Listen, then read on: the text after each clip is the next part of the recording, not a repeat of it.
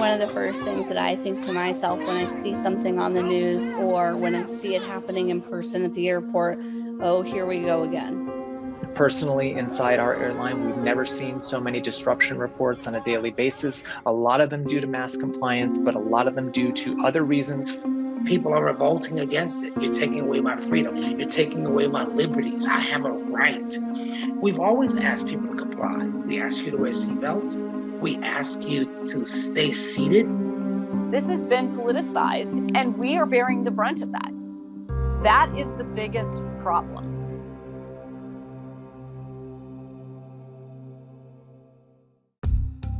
Funnily enough, I originally thought, man, we're really going to have a hard time with the kids.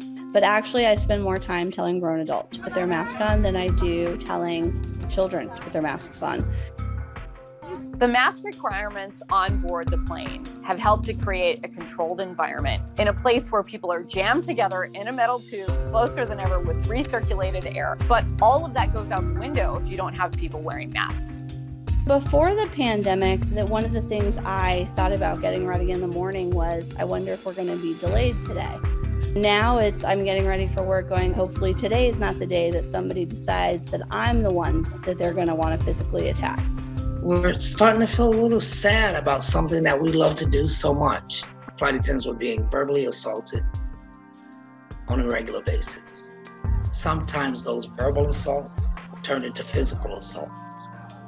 As you've seen, over 5,000 complaints to the FAA just this year alone, a number we've never before seen in the airline industry. From the beginning of coronavirus, before we even had all the facts about it, flight attendants were starting to face infection. We've taken on a lot of health risks by doing this job, and that title of essential worker.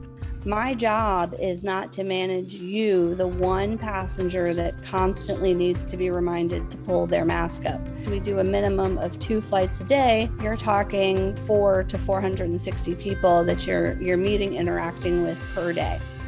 My job is to manage getting all 400 of those people or 460 of those people where they need to go as quickly and safely as possible.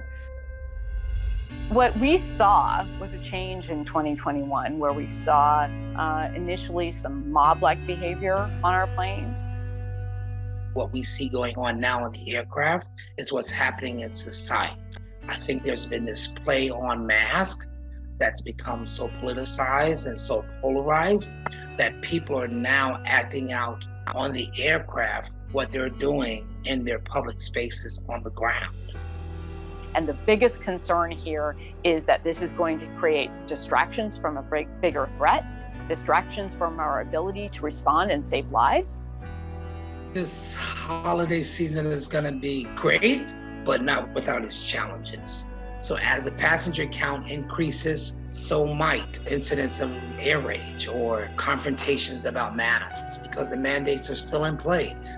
When we have more and more people traveling and more in the spirit of that celebratory vibe, that alcohol becomes an even bigger factor, we're really concerned about these conditions. If we're not all doing the same thing, having that consistency, making it very clear about what the rules are, why they're in place, and what will happen if you act out and don't follow them. Air rage has unfortunately become all too common. I've lost count the times I've been insulted or threatened on a flight simply for doing my job. So we went to Congress because we have no legislation that clearly spells out severe consequences for some of these severe actions. We are doing everything we can to ensure that these assaults are stopped, and the way we do that is communication with the traveling public before they get on board.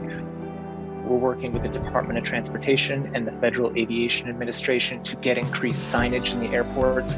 The Justice Department is going to prioritize prosecuting people who have acted out on a plane, who have been disruptive, who have been violent. When they prosecute and they move through this prosecution as quickly as they possibly can, we know that will serve as a very effective deterrent to stop future actions from happening. Hi everyone, George Stephanopoulos here. Thanks for checking out the ABC News YouTube channel. If you'd like to get more videos, show highlights, and watch live event coverage, click on the right over here to subscribe to our channel, and don't forget to download the ABC News app for breaking news alerts. Thanks for watching.